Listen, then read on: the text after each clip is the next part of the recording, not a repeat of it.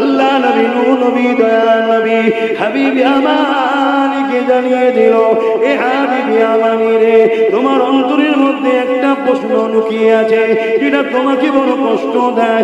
আল্লাহ তোমাকে একটা কন্যা সন্তান দিয়েছে, বয়সটা তার 8 বছর। এ হাবিব আমানি, ও জন্মসূত্রে প্যারালাইসিস, হাঁটতে পারে না, চলতে পারে না। এ হাবিব আমানি, তোমার দিলের মধ্যে প্রশ্ন জেগেছে কবে যেন তোমার কন্যাটা সুস্থ হবে। এই কষ্টটা তোমাকে বড় আঘাত দেয়। হাবিবে আমার চোখে পানি এসে গেছে। এ আবু জেহেল, মুহাম্মদ যা বলছে সত্য বলছে। তখনও কিন্তু কলেমা পড়েনি। হাবিবে আমানি রওনা দিয়ে দিল। হাবিবে আমানি চলে যেতে লেগেছে আমিনে, তখনও কলেমা পড়লো না। হাবিবে আমানি অনেক রাস্তা এখনকারের মতো পেলনে নেই, গাড়িও নেই, উঠে করে যে যখন হাবিবে আমানি চলে গেল ইয়ামানে, তার ঘরের দরজায় গিয়ে আঘাত দিল। যখন ঘরের দরজায় আঘাত দিয়েছে, দরজা খানা খুলে গেল। হাবিবে আমানি চোখ বড় হয়ে গেছে, কি দেখছি আমি, কি দেখতে লেগেছে?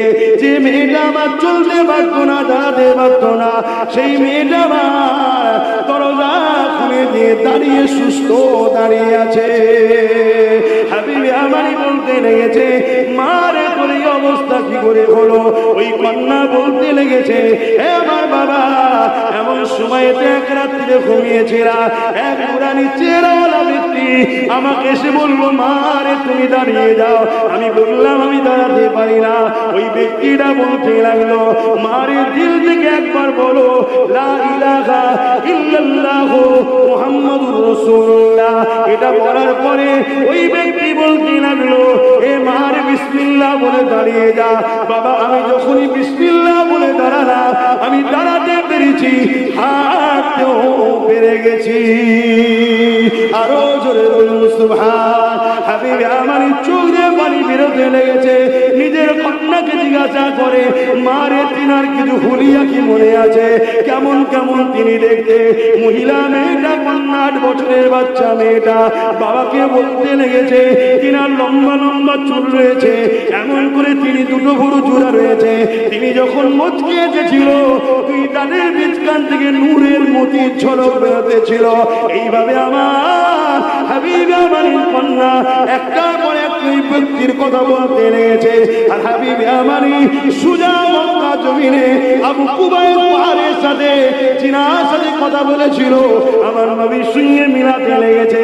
যখনই মিলে গেল, ওই সময় হাবিবে আমানি বলেছে, মারে আর আমি ঘরে ঢুকবো না, বুঝতে পেরে গেছি কে।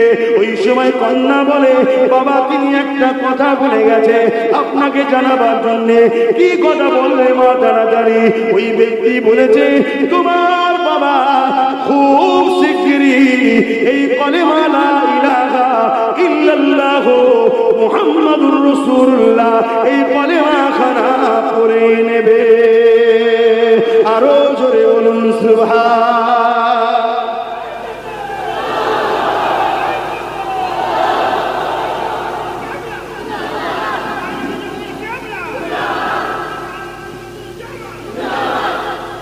ইতিহাসে বাদা সাক্ষী দেয়, আল্লাহ নবী যখন মক্কা জমিনে এসে